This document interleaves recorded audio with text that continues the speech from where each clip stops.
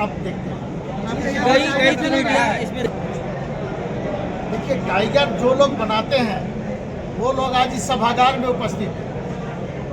नेता जो लोग बनाते हैं वो इस सभागार में उपस्थित हैं। तो कोई टाइगर पैदा नहीं होता है, उसको टाइगर पार्टी के कार्यकर्ता बनाते हैं, संगठन बनाता है। और जब संगठन ही आपके साथ नहीं है तो आप टाइगर नहीं है। भाजपा आपको देखिए, कोल्हान तो झारखंड मुक्ति मोर्चा ने परिणाम पिछले ही बार दे दिया। और जहां तक टारगेट करने की बात है तो भारतीय जनता पार्टी इसको टारगेट कर रही है। और हमको लगता है कि वो जो टारगेट सेट कर रही है ना, जिस तरह से पार्टियों को तोड़ना, पार्टी के नेताओं को तोड़ना, परिवार को तोड़ना, ये प्रयास भारतीय जनता पार्टी का है। उसका भी जवाब जनता देगी।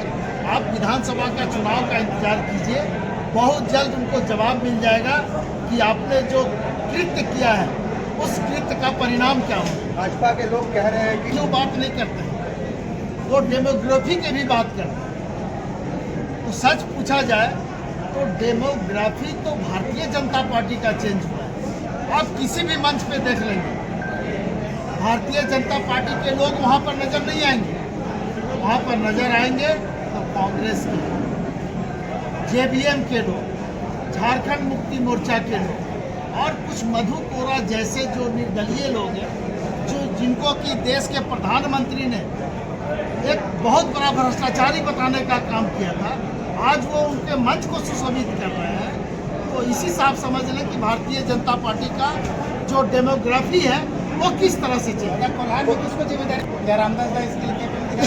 देखिए, कोल्हान में जहाँ तक संगठन की जिम्मेदारी दे जाने की बात है तो जो लोग आज यहाँ उपस्थित हैं वो बूथ स्तर से लेकर के जिला स्तर तक और केंद्रीय स्तर के लोग उपस्थित हैं। सभी लोगों की जिम्मेवारी है, किसी एक व्यक्ति पर इसकी जिम्मेवारी नहीं है। संगठन की जवाबदेही है, संगठन की जिम्मेवारी है। और संगठन का काम है कि कोल्हान के 14 सीटों पर झारखंड मुक्ति मोर्चा और गठबंधन की जीत सुनिश्चित हो।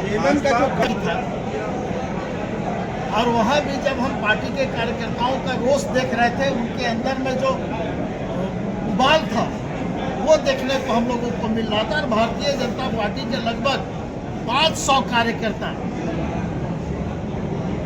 कल वहाँ पर शामिल हुए। और स्थिति ये है भारतीय जनता पार्टी को कि उनको कार्यकर्ता नहीं मिल रहा है। प्रधानमंत्री का यहाँ कार्यक्रम हुआ, आपको पता होगा कि किस किस स्टेट से लोगों का यहाँ आगमन हुआ था,